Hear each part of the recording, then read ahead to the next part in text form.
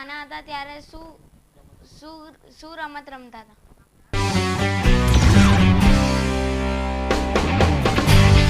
અમે તો પહેલાં તો બધી જુદી જુદી એક કોચમણી આવતી હતી, એ કોચમણીએ રમ્યો છું.